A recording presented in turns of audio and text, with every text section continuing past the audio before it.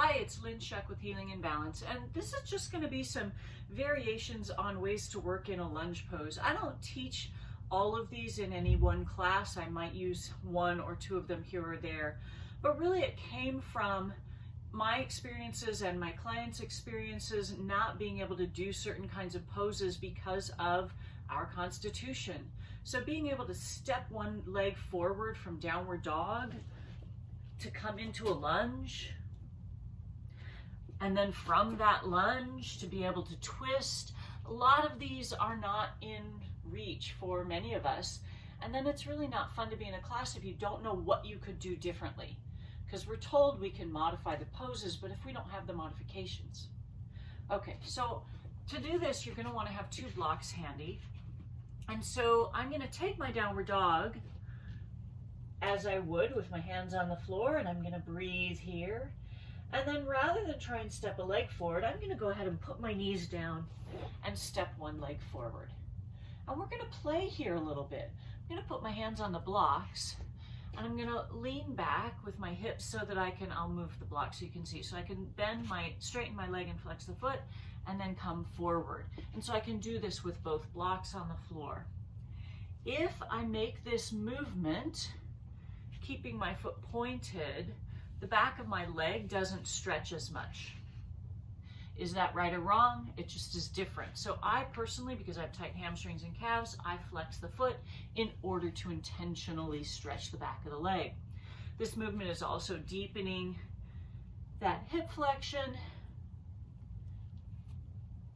So we play here for a little while, and then we come forward. I curl the toes under on my back leg. My hands are still on the blocks, and now there I am. There's the lunge. The floor has been lifted up, so my hands are a little bit further away from the floor. It's much more comfortable in my hip, in my back. And while I'm here, I'm going to try and lighten my weight on the hands by pressing into my feet. See if I can make my legs a little stronger by not using my arms on the blocks. Maybe that's not where your work is yet today. Maybe you just get them a little lighter and you don't take the arms forward. Now, often from here comes this twist, and this is okay for me. I have a lot of students, this twist does not happen. It's just so uncomfortable. So we'll come back to this half kneeling. Take the arms forward, reach one up, twisting the upper body.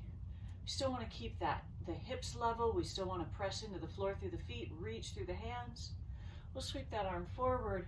I could either come back to the blocks, hands on the blocks, curl my toes under, step back to downward dog, or I could bring my knee back, put my hands on the floor, lift to downward dog. So let's do that whole thing with the other side. I bring my knees down, I step my other leg forward, I'm going to put my hands on the blocks, and then I'm going to start to rock back and forth. You could hold. I'm going to do what I did last time, which was rock. And again, you can see I am flexing the foot because I want to get into those hamstrings.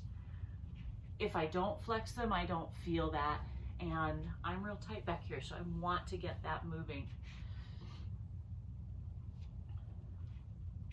The next time I'm forward, my hands are on the blocks, I curl the back toes under, I come into my low lunge.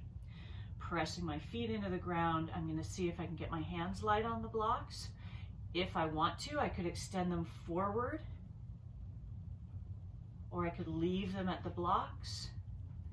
And rather than take that twist here in the lunge, we'll bring the knee down, come upright, both arms forward, sweep the same arm as front leg back behind you.